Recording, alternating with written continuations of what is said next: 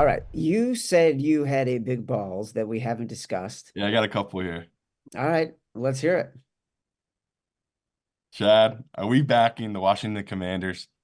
Dude, I didn't know if you're going to go with the Commanders or the Cardinals.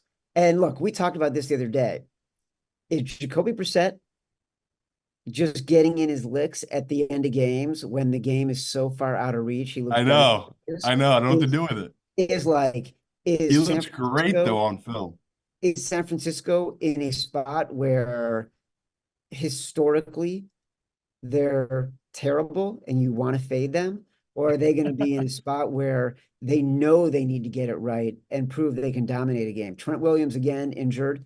Don't know his status for the weekend. Could be Christian McCaffrey, rebound, grab the MVP away from Lamar Jackson.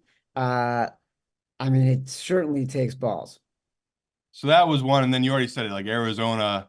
That's what like we were talking these big favorites and these big dogs. Like, I'm with you on Buffalo. I would just rather take Arizona as a big dog or take Washington as a big dog. Like either one to me, I like them both. If we're saying which one do I feel more comfortable in, it's got to be Arizona, right? Where Yeah. this So, Eagles team, just like the Bills, who the hell are they to be catching this many points? Like they keep having these games of letting these teams back in where just like Josh Allen, Hurts can't stop making stupid turnovers. Like he'll make incredible plays where only a couple of guys in the league can make those kind of plays, and then he'll have the most boneheaded turnover. And we talked about it. It's the Shane Steichen effect. Like they lost their OC, their offense hasn't looked right all season, and Arizona is the perfect team to get right against. Right, they are one of the worst defenses in football. But Kyler on the flip side, I mean, you said in that Bears game, they had tons of opportunities. They just couldn't connect on it. And it's like, I'd rather bet Arizona and get unlucky here because that's what it would take to not cover this number physically, Arizona. Like Arizona should cover this number against this Eagles team. This number is way too big.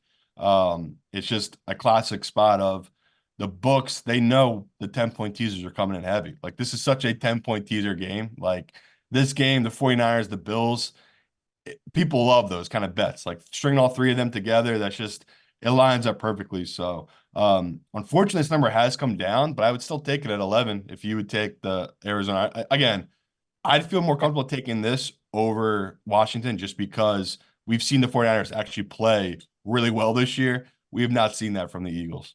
well, look, remember on Tuesday, I wanted to make Arizona my exact decision, and then I got squeamish because the number had moved a point and a half, 2 points from Yeah, 12 down to I think 10 and a half or 10. And so I walked away from it and went with Green Bay instead because I like that matchup a little bit more, just because I think Jordan Love is going to be the best sort of offensive producer on the field most consistently, who has the ball in his hands the most.